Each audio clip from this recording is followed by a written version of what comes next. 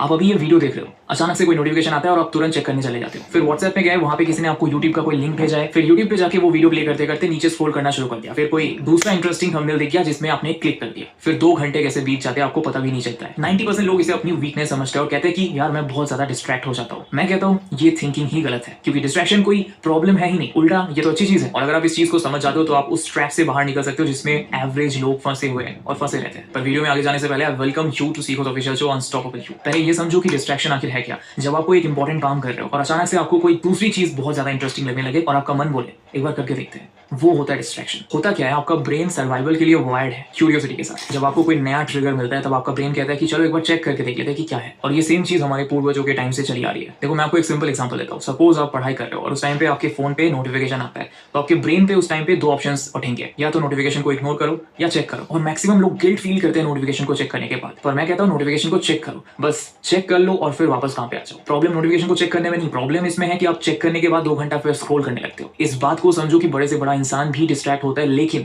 5 minute distract होने के बाद वो वापस फोकस में आ जाता है। और एवरेज लोग 5 मिनट डिस्ट्रैक्ट होकर घंटों वेस्ट कर देते हैं। डिफरेंस ये नहीं है कि सक्सेसफुल लोग डिस्ट्रैक्ट नहीं होते, डिफरेंस ये है कि वो डिस्ट्रैक्ट होने के बाद वापस से जल्दी ट्रैक पे आ जाता है। मैंने अपने एक्सपीरियंस में ये देखा है कि जो लोग डिस्ट्रैक्शन को पूरी तरह से अवॉइड करने की कोशिश करते हैं वो इवेंचुअली फेल हो जाते हैं, क्योंकि ये बहुत ही अनरियलिस्टिक एक्सपेक्टेशन है। इससे अच्छा मैं आपको डिस्ट्रैक्शन को मैनेज करना सिखा देता हूँ। इसका एक तो सोल्यूशन ये है कि आप टाइम बाउंड डिस्ट्रैक्शन को अलाउ करो। मतलब 2 घंटे अगर आप पढ़ाई कर रहे हो तो उसके बाद 10 से 15 मिनट का ब्रेक ले लो बीच में, जिसके बीच में आप नोटिफिकेशन चेक कर लो, अपने खा पी लो कुछ या कहीं से टहल के आओ और फिर वापस पढ़ाई पे बैठ जाओ। ये प्लान डिस्ट्रैक्शन आपको कंट्रोल देता है अनप्लान डिस्ट्रैक्शन पे। दूसरा पॉइंट है डिस्ट्रैक्शन को लेवरेज की तरह यूज करो। जैसे जब मैं अपने काम के दौरान स्क्रिप्टिंग करते वक्त या वीडियो एडिटिंग करते वक्त स्टक फील करता हूँ तो मैं उठ के वॉक पे निकल जाता हूँ या 20 पुशअप्स मारता हूँ। इससे काम करते करते जो एनर्जी एक जगह स्टोर हो गई होती है वो निकल जाती है और ब्रेन को रिलैक्सेशन मिलता है और नए आइडियाज फॉर्म होने लगते हैं। इसका क्या मतलब हुआ कि डिस्ट्रैक्शन क्रिएटिविटी को भी ट्रिगर कर सकते हैं अगर आप इसका स्मार्टली यूज करो। और सबसे इंपॉर्टेंट बात, डिस्ट्रैक्शन में गिल्टी बिल्कुल मत फील करो। जितना ज्यादा आप गिल्टी फील करोगे उतना ज्यादा डिस्ट्रैक्ट आप होते रहोगे, क्योंकि गिल्ट एक नेगेटिव इमोशन है जो फोकस को और ज्यादा खराब कर देता है। इसकी जगह ये एक्सेप्ट करो कि डिस्ट्रैक्शन नॉर्मल है और उसे प्लान तरीके से हैंडल करो। और यहाँ आपको एक कॉन्शियस डिसीजन भी लेना होगा इजी ट्रांजिशन के लिए। जब आप डिस्ट्रैक्ट हो जाओ तो एक लंबी सांस भरो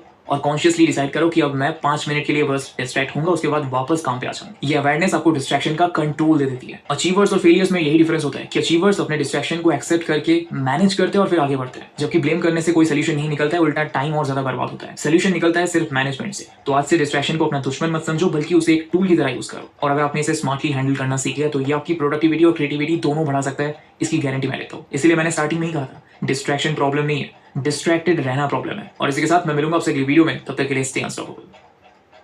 आप एक फुल टाइम भिखारी हो। हाँ बिल्कुल सही सुना मैंने।